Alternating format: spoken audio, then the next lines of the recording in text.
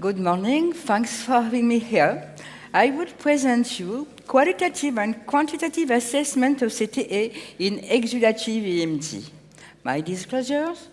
As you know, previous qualitative studies of CNV showed good reproducibility for CNV detection and activity using OCTA with, at beginning, 5 active criteria: tiny branching, lobes, vessel termini, halo, and shape.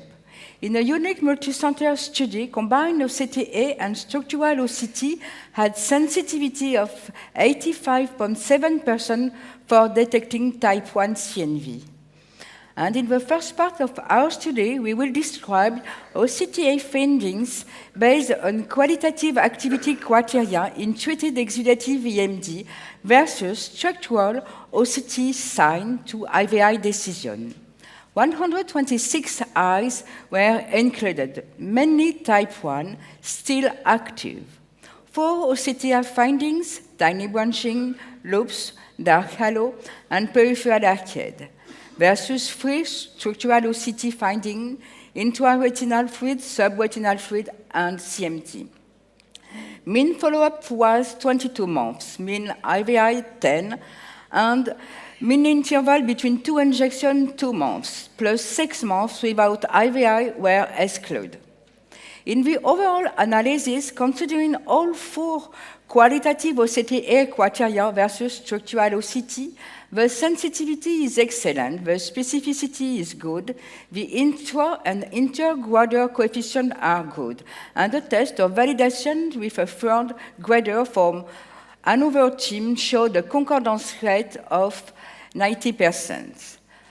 The positive probability of having an IVI with only 2 qualitative criteria, tiny branching and peripheral arcade, is of 71.23%, and with all qualitative criteria gives a positive outcome of 96.7% using principal component analysis to avoid bias of the multicollinearity of these OCTA signs. Until now, OCTA qualitative studies describe morphological change in CNV during IVI, and fractal dimension analysis may be useful in quantifying the complexity and homogeneity of different stages of CNV. Previous methods for quantification of CNV are scarce, often restricted to the area or density of CNV, and are based on manual delineation of CNV. A new automated quantitative technique using fractal analysis enables the quantification of non-perfusion area and may be helpful in the follow-up of CNV. OCTA may provide quantitative biomarkers of activity and guide monitoring of CNV. Fractals are patterns found in nature and biological systems that show self-similarity at different magnification.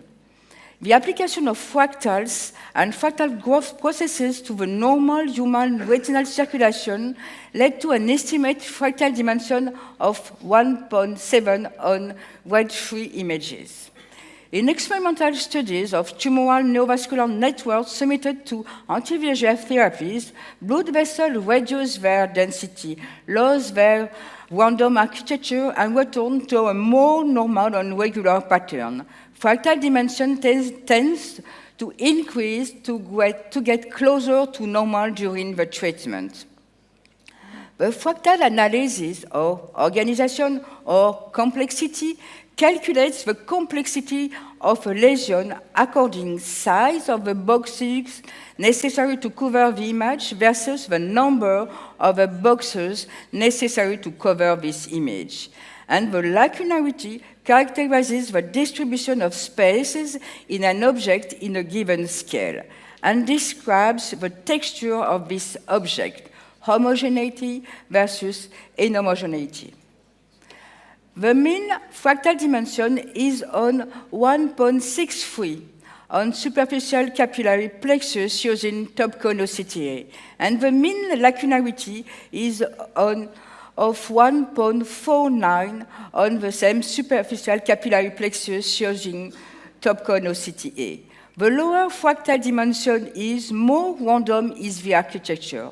The lower lacunarity is, more homogeneous are CNV. In the second part of our study, can fractal analysis allow us to measure the difference in complexity between naive CNV and fibrotic treated CNV?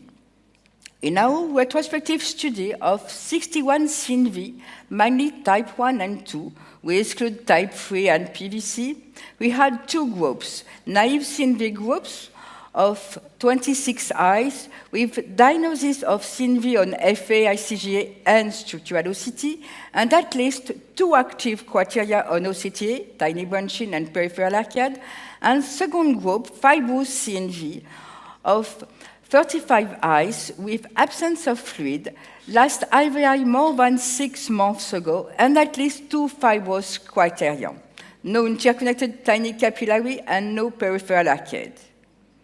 And here, our software, OCTA Quantifier, it's an original user-friendly interface with automatic speckle noise removal, with automatic blood flow delineation, and scale invariance likelihood score. This automatic analysis, as you can see here, from the outer retinal slab provide blood flow area, aspect ratio, vessel density, fractal dimension, and lacunarity in few seconds.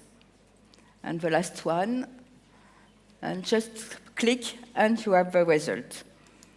Some cases, here naive CNV versus fibrous CNV, and we detect lower fractal dimension and lacunarity is active CNV versus in fibrous treated CNV. Here, a case of fibrotic treated CNV. During follow-up, we observe a stable qualitative aspect, but we have a decrease of fractal dimension in September. A new IVI is done, and 2 months later, CNV became less organized with increase of fractal dimension. And in this case, during follow-up, we saw an invariable qualitative and quantitative aspect. Fractal dimension, lacunarity, and area are unchanged. Here, CNV are in remission. And now, an example of quantitative detection of frequency under treat and extend regimen. At baseline, these active naive CNV had their own fractal dimension and lacunarity. After a loading dose, no detection of hypersignal. At month 4, we observe increase of fractal dimension and lacunarity, no fluid on structural OCT, and increase of visual acuity. At month 6, we saw increase of fractal dimension and lacunarity, no fluid, and increase of visual acuity. But at month 8, we observe recurrence. Finally, we detect decrease of fractal dimension and lacunarity in a more random and more homogeneous CNV. In fact, it could have been possible to reduce treat and extend earlier due to decrease of lacunarity, and we observe less increase at month 6 than at month 4. Our preliminary result. We observe higher density and lower area in naive versus fibrotic group. And fractal dimension and lacunarity are lower in active group versus remission group. Active CNVs were smaller and denser than fibrotic ones in remission. Fractal dimension, lacunarity, and area are lower in active versus remission group. The area of blood flow could be the biomarker with discriminative power, and associating fractal dimension and the area could have the best predictive performance, are ongoing studies. We have some limitation, preliminary studies with a small sample, technological limitation, some weak signal due to high PD, hemorrhage, poorly perfused CNV or multiple localization of CNV, and we use 2D analysis of a three-dimensional structure. In conclusion, OCTA-based fractal dimension may be useful for assessing the maturation status of a neurovascular network, and future studies are needed to evaluate neurovascular networks with fractal analysis over the course of our treatment. Thank you for your attention.